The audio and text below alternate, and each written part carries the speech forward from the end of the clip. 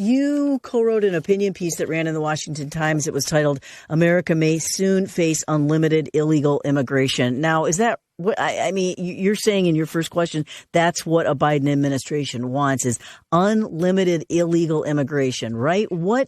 How did you calculate that? Yeah, so we chose our words very carefully. And I say it could be unlimited because they haven't advanced a real limiting principle to what they want for this country. I mean, we see from various polling organizations that millions, tens of millions, over 100 million people would come to the U.S. if they so could. The Biden immigration plan does not really account for overall numbers of, any limiting principle to, frankly, keep people out in any meaningful way. The order for law enforcement internally, ICE, Immigration Customs Enforcement, to completely stand down for the first 100 days is the first salvo of that. I mean, they'll say that there are some exceptions to that, but they are so slim they only apply to about a handful of people each year. And so I am waiting as an American for some limiting principle that is meaningful to be offered from the Biden administration that would limit the incoming. What we're seeing at the border with the ending of Remain in Mexico, the stopping of the construction wall, the information that's resonating within the caravans and would be and soon to be illegal aliens that they need to get in before this amnesty gets handed out. I think it's already leading to a huge surge. Yeah, but we already know that the amnesty will not apply to anybody that comes in after the start of 2021. No, we don't know that because we've seen from history and previous amnesties, there's all sorts of fraud endemic to these things of people trying to get in the programs. We've seen from all sorts of history in enforcing our immigration law that once people get in, we don't necessarily meaningfully move most of them out.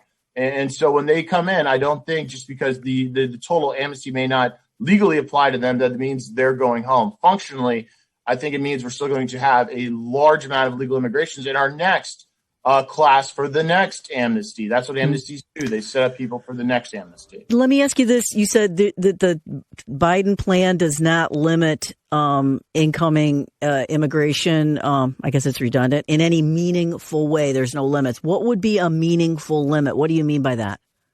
I think the first order of business, and they give a hat tip to this in their executive order where they're shutting down ICE, is it's a resources issue for them, right? They say they want to prioritize resources towards the worst of the worst. What that really means is they want to prioritize resources away from deporting, 95 or so % plus more of people. So I think what would be meaningful is if they told and made actions to show that if you're here illegally and you're not just, the hardened criminal or whatever the worst of the worst is, spy for another country or something, that you will be removed. So that would be a meaningful action. Another meaningful action would be to end catch and release. I think they're turning catch and release back on. That's virtually opening the borders because we know once people are released into the interior that they will not be removed. And so I think those would be two meaningful actions to show that if you come in, you actually will be removed. Because right now the signal south of the border is a green light saying, come on in. And so that light, needs to at least go to yellow or red for them. What about asylum seekers and refugees? How do they fit into this mosaic? Right. So I think it's important to note for the listeners that asylum seekers and refugees are virtually the same category of people, except for that refugees apply when they're outside of the country, in their home country, and asylum seekers can apply at the border or when they're in the country or during the Remain in Mexico program. Problem with the asylum program, which has really exploded over the last 10 years as it's become a vector for massive immigration fraud, is that it is being abused by economic migrants as opposed to those who meet the statutory definitions of being in legitimate fear of persecution on basis of a particular social group, political view. I'm not quoting exactly the statute, but religious, people who are being discriminated against by their government, essentially, and in fear of harm.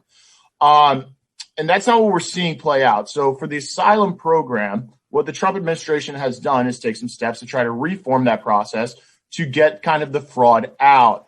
I think a good move by Congress would be raising some of the bars in the asylum program to make sure that the claims of merit are rising to the top, and the claims that do not have a chance of proceeding are not gumming down the system and they're not being released into the interior while this is all happening. I think it's important to kind of view these asylum and refugee programs in concert. This is to say that if we have an explosion of asylum claims at the border, the refugee admissions should be adjusted accordingly. What the Biden administration is planning on doing is raising the refugee cap, I think, about tenfold, while all this is going on at the border with the asylum claims. So we need a more whole of government kind of approach to recognizing the connectedness of these programs. I'm wondering about the economics of the logistics, the logic of saying they've all got to go.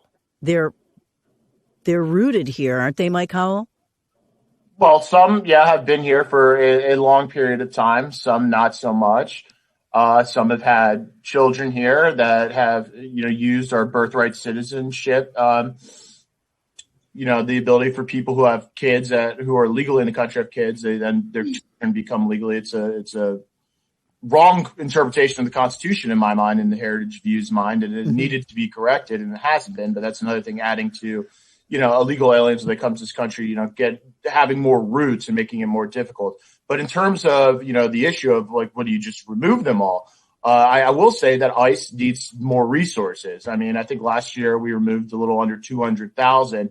If you look at the average illegal alien flows, it's about 1 million a year. So it's a very small portion. So certainly, conversation needs to start with ICE getting more resources, and it needs more cooperation from local governments and state governments. A lot of them have shut it down. But it doesn't all necessarily have to be removal and this giant sweep up. What needs to happen is also looking at on the legal side and connecting to the point you just raised about the economics of it all. What DACA, the Deferred Action for Childhood Removals Program, did is grant the benefit of a work permit. And so the immigration legislation by Joe Biden and Kamala Harris would grant all sorts of green cards and, the legal ability to work. And so one of the things you can do to kind of turn off the magnet and to, Mitt Romney termed this self-removal. I'm not using that term, but I'm kind of conceptually touching on it, is you don't allow for work permits and people to basically get away with illegally staying in this country. And so this whole government approach to it, where you include removals, you include cooperation from state and locals, you stop the flows in the interior, and you stop giving out work permits, and you turn off the entitlement system. I'm glad your listener sounded like a great man. But there are a lot of illegal aliens and their families that are relying on federal resources and us state and local resources. And with the new immigration legislation, they'd open up that whole bucket of federal welfare programs even further. We're seeing some of the COVID relief go out to illegal aliens and their families. And so in a time of a pandemic and the economic crisis this country's in, we need to ask ourselves the honest question. Is what we need to be doing focusing on Americans or focusing on illegal immigrants? Yeah. I think the question that the public would come down on the side of Americans. Thanks for watching the Heritage Foundation's YouTube channel. With more than 500,000 members, we are the nation's largest conservative research and education institution. We believe the principles and ideas of the American founding are worth conserving and renewing.